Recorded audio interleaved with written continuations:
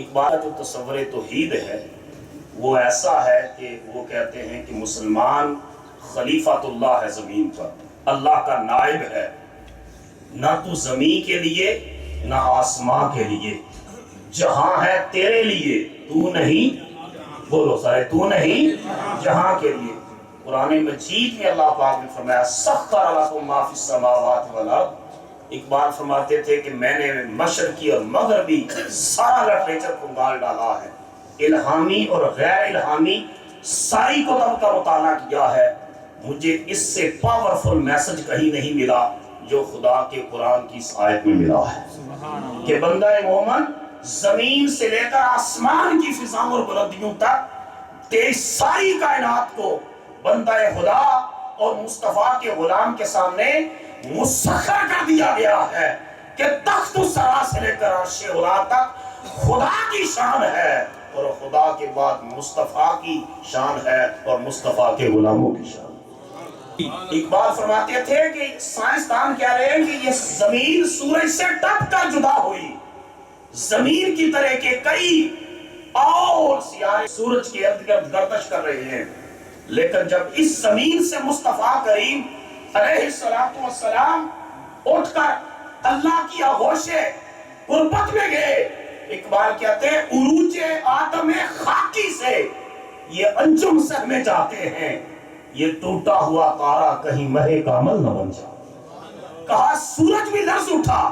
کہ مجھ سے زمین ٹپ کر جدا ہوئی، اور زمین کی سے ایک ذات اٹھ کر آئی جو آج سورج کو بھی اپنے قدموں کے پیچھے چھوڑ کر، ستاروں کو بھی چھوڑ کر، گلیکسیز کو چھوڑ کر، چاند کو چھوڑ کر، فضاؤں کو چھوڑ کر، ہواؤں کو چھوڑ کر، آسمانوں کو چھوڑ کر، سدرۃ المنتہا کو چھوڑ کر، سارے مقامات کو پیچھے چھوڑ کر مقام کعبہ کا حسین کی بلندیوں پر پہنچ گئے۔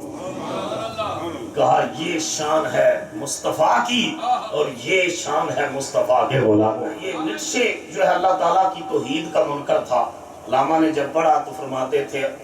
نیچے کا دل قلب او مومن دماغش کافر است، کہا اس کا دل مومن تھا لیکن اس کا دماغ کافر ہو گیا۔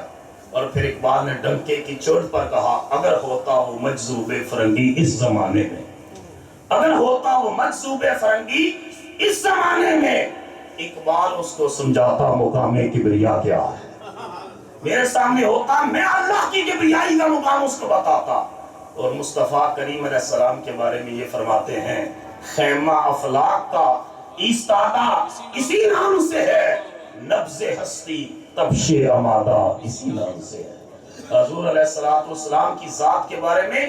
عشق کے آخری درجے پر اقبال پہنچے ہوئے تھے۔ غازی علم الدین کا لوگوں نے پوچھا کہ آپ سمجھتے ہیں اس کو شہید؟ تو انہوں نے فرمایا تعلق تو اصل حسن نیت سے ہوتا ہے سارے معاملات کا۔ کہا جو علم الدین نے کام کیا وہ تو بڑا کام کیا، کوئی مجھ سے پوچھے، اقبال فرماتے تھے میں یہ بھی برداشت نہیں کر سکتا کہ کوئی شخص اپنی زبان سے یہ کہے کہ میرے آقا کریم علیہ السلام نے ایک دن میلے کپڑے پہنے تھے، میں یہ بھی برداشت نہیں، جو شخص یہ کہے گا کہ ایک دن آپ نے کپڑے میلے پہنے تھے وہ بھی توہین رسالت کا مرتکب ہوگا، میں تو اتنی بھی برداشت نہیں کر سکتا۔ علم الدین کس طرح برداشت کر سکتا تھا؟ اس لیے وہ سچا مصطفیٰ کا عاشق ہے۔